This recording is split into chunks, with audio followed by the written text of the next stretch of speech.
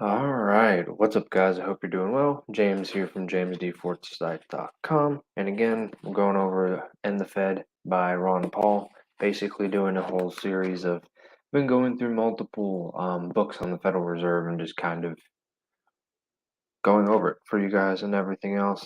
So, all in all, because from what I've noticed, this has been a very kind of foundational book for most people, or like anyone who like studies monetary policy or the Federal Reserve System in any form of depth has typically read this book, um, and I can see why.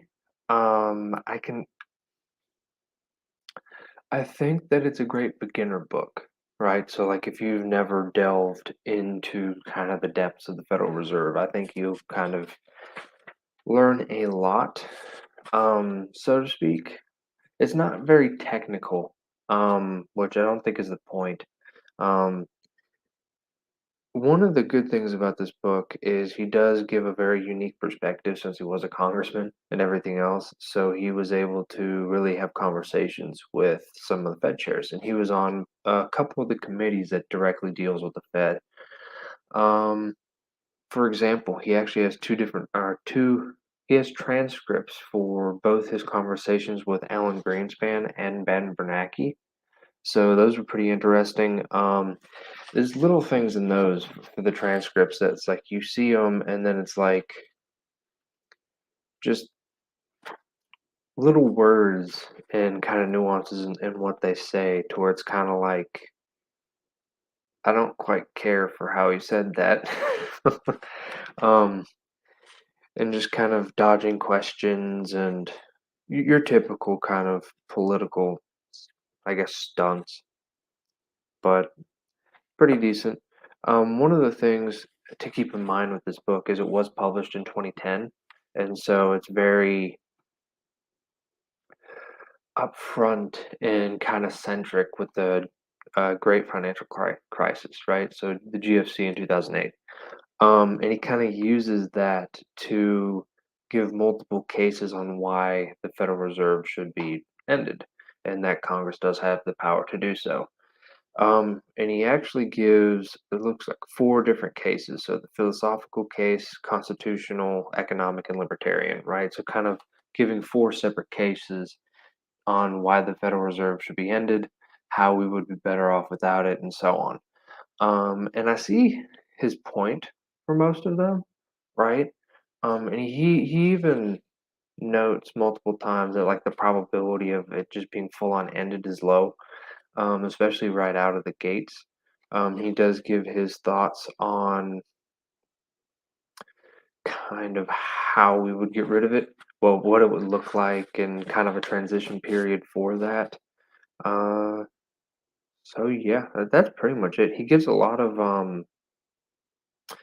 some intro to like Fed history in a way, and kind of to money in general for the United States dollar and kind of like how it transitioned a little bit.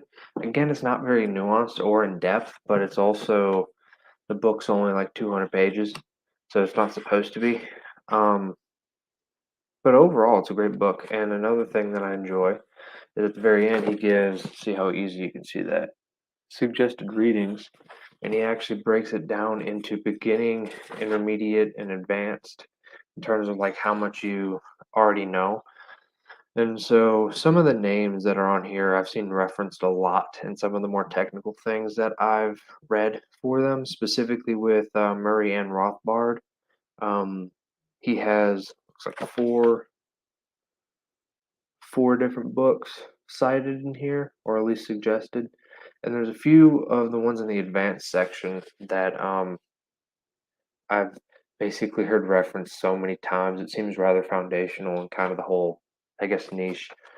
Specifically, like the Theory of Money and Credit by Ludwig von Mises, right? And I actually have that one coming in the mail today, so that one will arrive at my house. So yeah, that's a rather short read. You could probably read it within a day or so. Give some insights into various court cases, how kind of the legal aspect changed, setting like legal precedents and stuff like that, to where it's kind of it changes how we think of things now. So like now we think of the Federal Reserve as kind of its own entity, where it's kind of like we don't even think about it. It's like it's always been there. I mean, from our perspective, I mean, there's not that many people, if any, that have been alive since its founding. So like 1913 is quite a ways away, almost 110 years. So I don't know if many people who are 110 years old. Um, I think there's a couple from random times I've seen, like, Guinness World Book of World Records or whatever. But yeah, I definitely recommend it, um, especially for like a quick read or just kind of an intro into kind of the Austrian school, or more of like a libertarian mindset when it comes to money and such. Um, so yeah, I've watched quite a few. Like when I went to Rebel Capitalist Life 2 in Houston, I watched, I think it was Mark Moss gave a presentation, basically kind of reflecting a lot of this book. Um, so not only that, but it was like, instead of like ending the Fed, making it obsolete, I think was his main point. But just to give kind of an example, but yeah, ultimately, pretty decent read, goes by rather quickly, and gives definitely a different perspective than most people view on like money and finance and that kind of thing, especially with the Federal Reserve, obviously, by the name of the book. But yeah, anyways, highly recommend. So I hope you guys have a good day, and I'll see you.